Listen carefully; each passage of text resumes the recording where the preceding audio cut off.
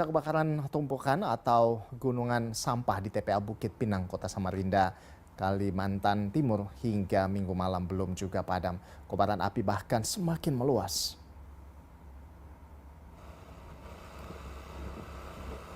Cuaca yang panas dan tumpukan sampah yang mengandung gas metana, yaitu gas yang mudah terbakar, membuat titik api kembali muncul. Kendati pada Minggu sore telah dipadamkan. Luas gunungan sampah yang terbakar ini diperkirakan mencapai 4 hektar. Hingga Minggu malam petugas gabungan masih berjibaku untuk memadamkan api. Keterbatasan jumlah personel membuat upaya pemadaman kebakaran gunungan sampah di TPA Bukit Pinang ini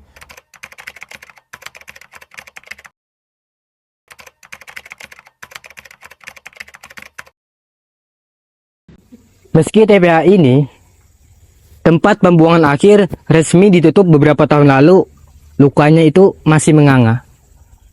Air lindi atau cairan beracun itu hasil dari penumpukan sampah tersebut, sehingga mencemari sumber air warga sekitar. Gunung sampah ini terletak di wilayah Bukit Pinang, Samarinda Ulu. Dulunya hanya tempat buang sampah sementara, kini berubah menjadi tumpukan tak terurus. Tanpa pengelolaan yang memadai, gunung sampah ini terus membesar seiring pertumbuhan kota. Volume sampah Samarinda yang mencapai ratusan ton per hari tak mampu ditangani, dan Bukit Pinang menjadi salah satu titik kritisnya. Kita lihat di sini adalah bekas tempat pembuangan akhir yang dimana mengalirnya air lindi, yaitu air limbah yang mencemari saluran air atau saluran sungai. Biasanya itu membuat saluran-saluran ini berubah warna dan berubah baunya juga menjadi bau yang kurang mengenakan atau bau busuk. Nah, saluran air ini mengakibatkan penduduk-penduduk di sekitar kurang dengan air yang bersih.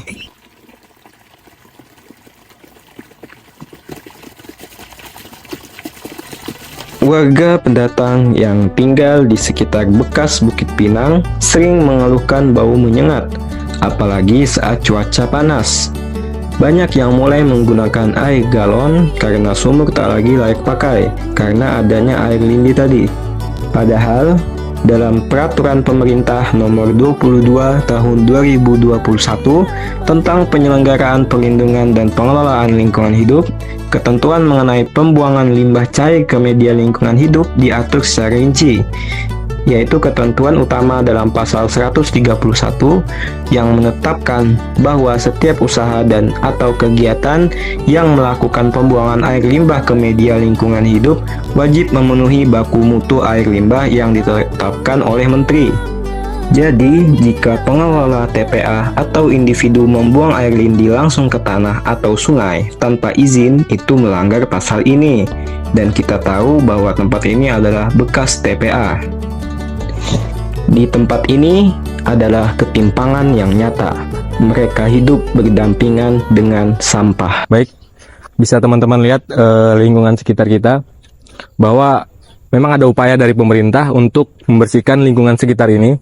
Cuman upaya yang dilakukan masih belum tersusun secara sistematis. Bisa teman-teman lihat, ada beberapa limbah yang masih tercecer di mana-mana, dan belum ada upaya pemulihan yang benar-benar strategis dan komprehensif.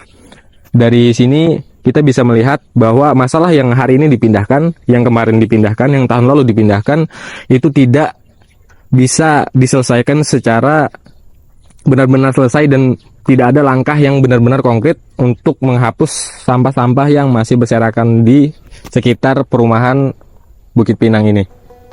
Beberapa warga mulai bergerak, ada yang membuat kompos sendiri, ada yang aktif di bank sampah, dan beberapa komunitas yang mengedukasi tetangga untuk memilah sampah. Ini langkah kecil yang berperan besar dan menjadi peranan penting. Tapi harus ada dukungan, baik regulasi maupun infrastruktur, agar semua bisa lebih bergerak ke arah perubahan yang lebih besar. Mohon maaf sebelumnya kepada Bapak petugas damkar sekalian, izinkan kami untuk mewawancara terkait dengan kebakaran di TPA Bukit Pinang yang tepatnya di bawah sini ya. Pertanyaan kami terkait dengan kebakaran tersebut, apakah berimbas pada masyarakat sekitar, dan juga sebelum kebakaran tersebut apakah memang TPA ini sudah banyak sekali pengaduan dari masyarakat terkait limbah segala macam. Untuk itu, kalau dari warga sendiri asap gitu kan, dari asap itu 8 warga bisa terbakar. Dan terjadinya api itu biasanya oksigennya, jadi dia terbakar secara alami. Jadi penanganan dari kebakaran biasanya kalau kami lihat sekitar itu ada kebakaran. Kalau saatnya tidak ada titik api, cuma ada titik asap, kadang asap itu siang sendiri. Jadi untuk posko 11 khususnya di sini mereka memantau. Tapi jika ada laporan masyarakat ada api apa semua, petugas seperti itu. Kalau untuk limbah kurang tahu ya.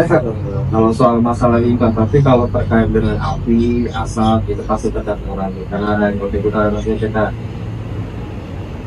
kayaknya itu dan tanya. Kalau yang waktu itu kan sempat kesorot berita tuh. Oh, yang tahun berapa itu ya? Oh, iya.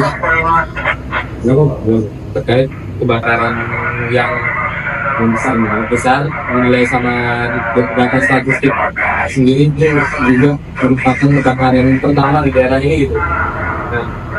Nah, pertanyaan ini adalah apakah pada saat itu upaya yang damkar lakukan? Waktu saat kejadian kemarin ada terbakar berapa hampir 80% kan di persen yang dibakar. Itu bergabung koordinasi sama pihak BPBD, DLK atau DLK sama BPBD. Tiga ini beberapa itu bersama dibantu dengan anggota TNI. Jadi penyelesaian kemarin sekitar berapa minggu? Ada 2 mingguan. Semuanya bekerja sama untuk memadamkan kemarin. Karena posisi itu susah dipadamkan karena dia sudah makan bawah.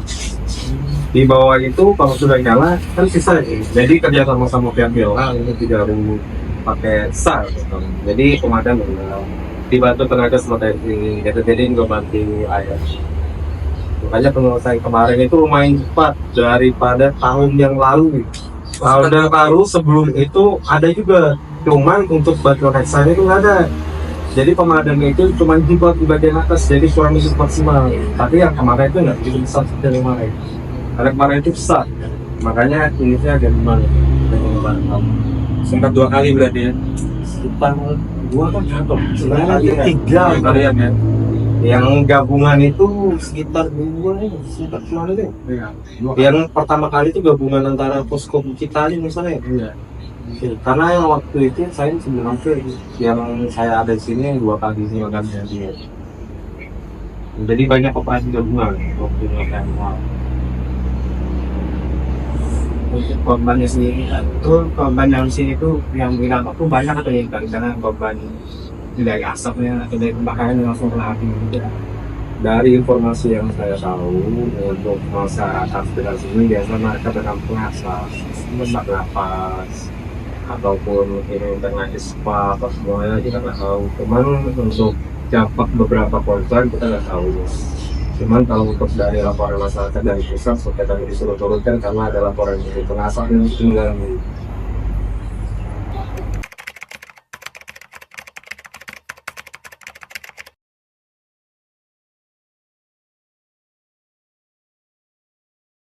Dampak yang Bapak rasakan apa setelah TPA ini dipindahkan sama setelah TPA ini dipindahkan? Biasa aja karena kita terbiasa terkontaminasi sama ini TPA. Jadi ya mungkin ada plus minus juga sih. Plusnya apa itu, Pak? Plusnya ya mungkin kayak udara agak bersih.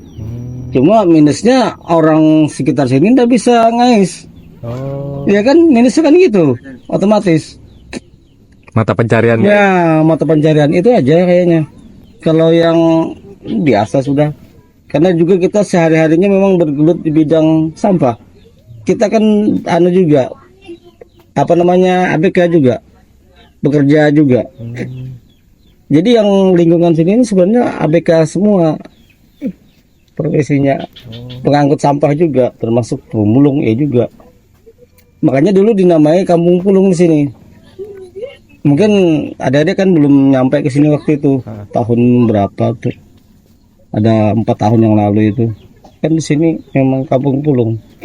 Tapi pas kebakaran itu Pak, yang kebakaran besar itu, pas waktu itu, ini rumah ada yang terdampak atau enggak? Nggak ada sih. Oh, nggak ada. Di area sana. Oh, area sana. Sekarang saya aja yang nanamin ini. Dihijaukan lagi kan, tanam pisang tuh rebahan lah. Tapi setelah TPA dipindahkan, kan sebelumnya orang-orang yang punya mata pencarian di sini memang itu punya pekerjaan kan. Tapi setelah TPA dipindahkan, Ya enggak punya. jadi nggak punya Iya enggak punya. Kadang ngais di TPS itu aja. Kasihan juga ada yang punya kendaraan. Walaupun juga punya kendaraan, kalau kayak begini-begini mohon maaf aja, jauh aksesnya. Susah kan? Jalannya Mau jalannya jauh. Jadi mau nggak mau mengais yang dekat-dekat sini. Iya itu. Jadi dampaknya juga minusnya tadi itu. Kalau plusnya ya mungkin sejuk darahnya apa gini hijau. Tapi kalau orang warga sini kan nggak mikir ke situnya. Dampak yang itu yang ke belakang kan enggak. Dampaknya biar terisi terus perut gitu aja. Iya. Ya mungkin itu aja Pak. Ya.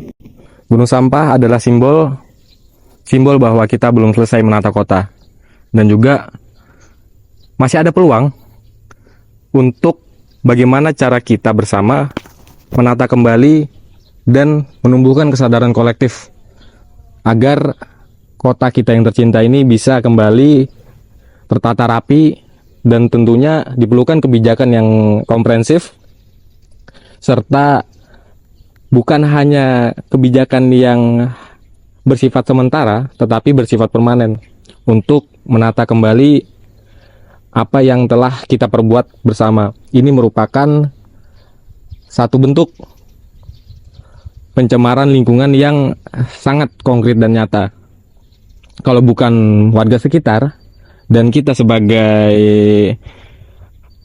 agen perubahan untuk menumbuhkan kesadaran kolektif kepada masyarakat, maka siapa lagi? Dari sini, titik Samarinda ini, dari titik terkotor ini, mari kita bersama berjuang menumbuhkan kesadaran kolektif serta mengawal daripada kebijakan pemerintah.